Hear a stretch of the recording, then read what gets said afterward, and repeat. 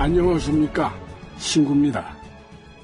미군은 진주하자마자 군정청에서 필요로 하는 재산, 그리고 미군이 필요로 하는 재산부터 우선 점유를 시작했습니다. 그리고 나머지 민간 재산들을 손대기 시작했죠. 귀속 재산 처리도 미 군정 경제정책의 한 부분이었던 건 분명합니다. 그러면 일반 경제정책처럼 목표가 있어야겠죠. 미 군정은 귀속 재산을 처리하면서 어떤 목표가 있었을까요?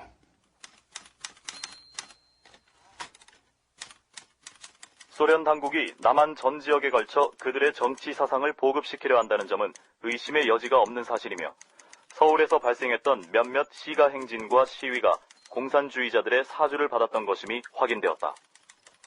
공산주의자들은 일본인 재산에 대한 당장의 압류를 주장하고 있으며 안녕 질서에도 위협이 되고 있다. 1945년 9월 15일 제조선 정치고문이 미 국무장관에게 보낸 정세 보고서다. 당시 공산주의자들의 위험성을 보고하는 내용이다. 미 군정청이 일본인의 모든 재산은 군정청이 접수한다는 법령 33호를 선포하기 전의 일이다. 그는 왜 이런 내용의 보고서를 올렸을까? 당신들 뭐야? 당신들이 뭔데 남의 공장 기계를 빼가겠다는 거야? 당신 도둑이지? 난 몰라요. 당신네 사장한테 가서 따져요. 아니 우리 사장이 왜 기계를 팔아? 고물도 아니고 멀쩡하게 잘 돌아가는 기계를. 글쎄 그런 건 당신네 사장한테 물어보라니까.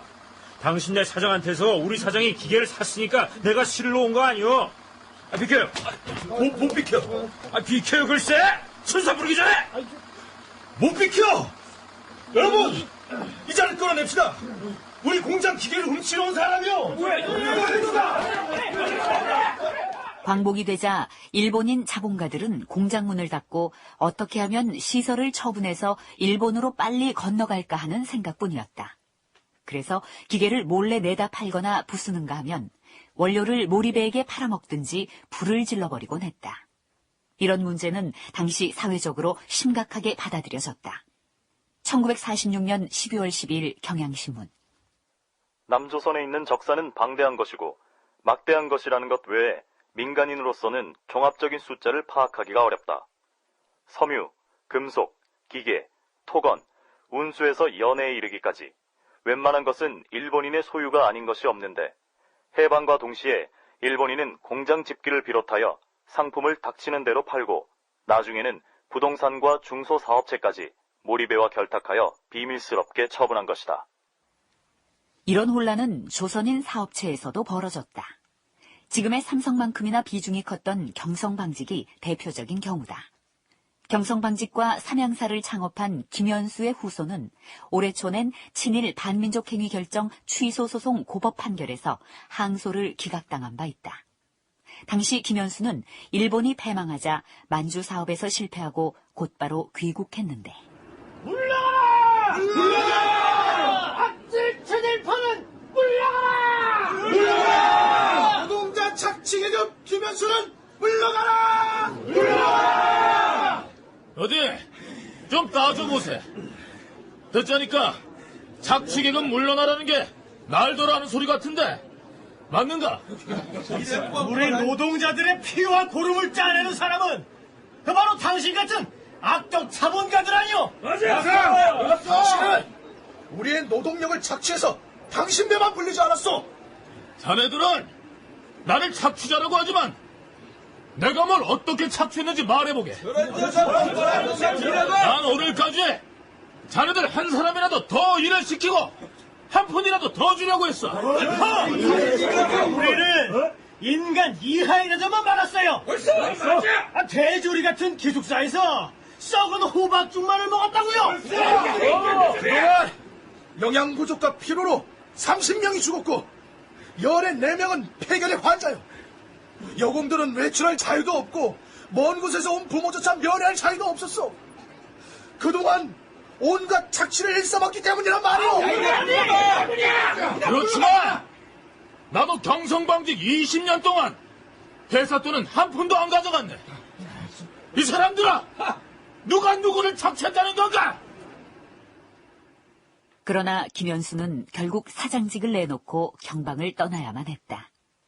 이런 현상을 좌익에서 보면 노동자들의 정당한 봉기였고 우익에서 보면 공산주의자들의 사주를 받은 자들의 난동이었다. 이게 이른바 자주관리 운동이다. 이 운동을 중앙에서 이끌던 단체는 조선노동조합 전국평의회, 약칭 전평이었다. 단체의 성격은 1945년 11월 6일자 자유신문에 실린 전평의 결성대회 보도에서 드러난다.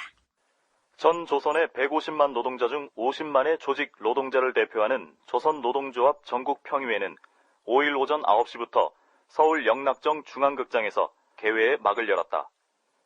대회는 먼저 개회사에 이어 애국가 제창이 있고 해방운동 희생동지를 위한 묵상이 있은 다음 임시 집행부를 선거하고 명예의장으로 레온치오 세계 노동회의 대표, 모택동, 김일성, 박헌영을 추대하였다. 미 군정기의 경제연구가 방송통신대 김기원 교수의 말. 자, 일본인이 가지고 있었던 기업이라고 하는 게 사실은 그 당시에 중요한 기업들인 거예요. 한국인도 기업들이 있었지만은 한국인이 소유한 기업이라고 하는 거는 무슨 경성방직이라고 하는 거 뭐 이런 거 정도지 다 조그만한 기업들이었으니까 큰 기업들은 다 일본인이 소유한 기업들인데 이걸 소유 주체를 어떻게 하느냐, 그 다음에 경영을 어떻게 하느냐 하는 것들은 한국 경제를 어떻게 끌어나갈 건가 하는 점에서 굉장히 중요한 문제였거든요. 그래서 일정 시기 동안은 노동자들이 이 기업체를 스스로 관리하자 하는 그 노동자 자주관리 운동이 좀 벌어졌는데 그렇게 하는 건 좀 곤란하다 해가지고 미군이 또 워낙 또 노동자 자주관리 운동 중에 일부가 또 좌익 운동하고도 연결이 돼 있고 하니까 전반적으로 다 그런 건 아니지만 미군정이 탄압을 하는 겁니다. 미스터 리, 예, 사령관 각하. 한국 사람들은 내 앞에선 정중합니다. 그러나 돌아서는 뒷모습은 그게 아닌 것 같단 말이에요. 당신 생각은 어떻소? 꼭 그렇진 않습니다. 대부분 한국인은 군정청에 많은 기대를 걸고 있습니다. 조선노동조합 전국평의회 아니면 그를 위시한 공산주의자들도? 그건... 미스터 리는 최근에 전국에서 일고 있는 자주관리운동을 어떻게 보시오? 있어선 안 되는 일이라고 봅니다. 왜? 군종의 승인도 받지 않고 1인 재산을 몰수하거나 압류하는 행위는 현행법상 불법이니까요. 그렇지! 바로 그거야! 이 기회에 공산주의자들을 모조리 쓸어버려야겠어! 그리고 나온 것이 법령 33호였다. 하지 군정사령관은 자주관리 운동을 좌익이 조정하고 있으며 그들이 주장하는 친일파 청사는 명분쌓 키용에 불과하다고 믿었다. 따라서 법령 33호는 좌익 세력을 제압하기 위해 일단 일본인 재산을 장악하려 했던 의도였던 셈이다. 한편 법령 33호의 배경을 두고 당시 조선총독부 재무국장이던 미스타는 이렇게 해석했다. 우리 일본인 철수를 알선하는 회사의 책임자에게 군정청 당국자는 이렇게 말했다고 한다. 12월의 포고령 33호는 만약 일본인의 재산을 이대로 두면 조선인에게 약탈당한다. 부동산도 빼앗긴다. 따라서 군정청이 일단 접수한다. 일본이 미워서 벌로써 이러는 것이 아니고 방치해두면 엉망이 되어버리므로 관리해준다고 하는 의미다. 그는 어쨌든 일본인은 가방 하나만 들고 가겠으므로 사유재산을 잘 보관해주기만 하면 좋겠다고 하면서 돌아왔다고 한다. 그때 우리는 눈뜨고 뭐하고 있었나 싶죠. 참 한심하고도 억울한 일입니다. 그런 가운데 미 군정이 목표한 게 또 있었죠. 바로 한국 내에서 지지 세력을 키워내고 싶은 욕심도 있었습니다. 1946년 초 하지 군정사령관이 미 태평양 육군 총사령관 겸 일본 점령군 최고사령관 메가더에게 연락을 취했다. 카카, 조선에서의 공산주의자들을 유심히 살필 필요가 있습니다. 그동안 보고받은 내용으로 알고는 있소만 그들이 벌이는 운동이 도대체 뭐예요? 귀속재산을 무상으로 조선 대중들에게 주라는 것이죠. 해방이 되면서부터 그들은 일관되게 그것을 주장하고 있습니다. 지금의 조선 대중들이 뭘 원하는지 아는 친구들이구만. 그렇습니다. 카카, 조선 대중들은 친일파들을 미워하고 있는데 그걸 이용한 겁니다. 겉으로는 친일파 청산을 명분으로 내걸었지만 속셈은 공산주의 혁명을 하겠다는 겁니다. 국무부에 용단이 필요합니다. 알겠소. 이어 1946년 2월 24일 메가더는 미 국무장관에게 이런 전문을 보낸다.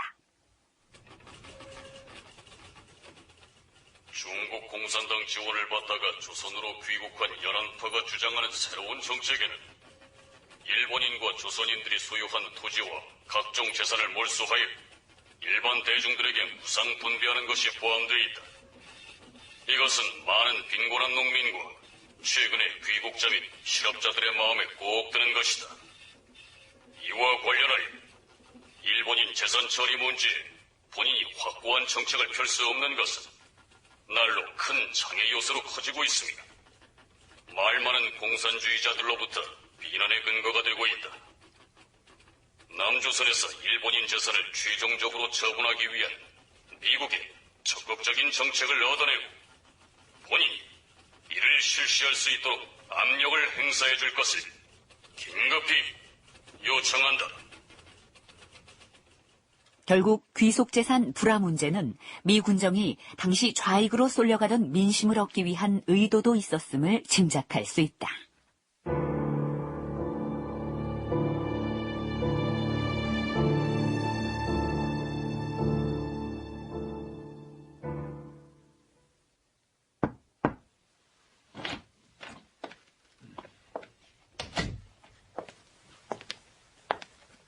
처음 뵙겠습니다.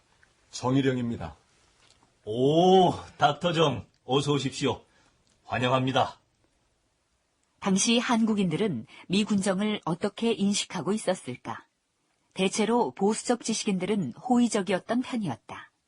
조선 총독부에 근무하던 일본의 하급 관리들까지 완전히 빠져나간 1945년 10월경, 일제강점기 때 연희전문학교에서 교수로 재직하던 정일영이 군정장관 아놀드의 초청을 받았다. 인사처장 대리직을요? 그렇습니다. 닥터정은 인사처장 대리이지만 사실상 인사처의 한국민 책임자입니다. 예. 능력이 되는 한 최선을 다해보겠습니다. 감사합니다, 닥터정. 당신 같은 인재와 함께 일하게 돼서 기분이 좋군요. 당장 해야 할 일이 있는데 군정에서 필요한 한국인들을 뽑아주십시오.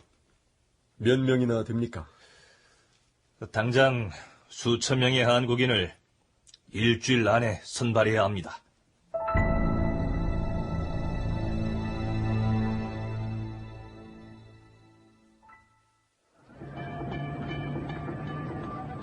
미군정은 해방된 우리나라의 자주 독립을 약속하고 있습니다. 그때까지 우리는 미군들과 협조, 군정에 참여해야 합니다. 행정 경력은 없어도 좋습니다. 애국심으로 열성을 다할 수 있다면 와주십시오. 서울 곳곳에 군정청 직원을 구한다는 모집 벽보가 나붙었고 종로와 광화문 내거리에서는 확성기를 설치해 아침 저녁으로 구인 방송을 했다.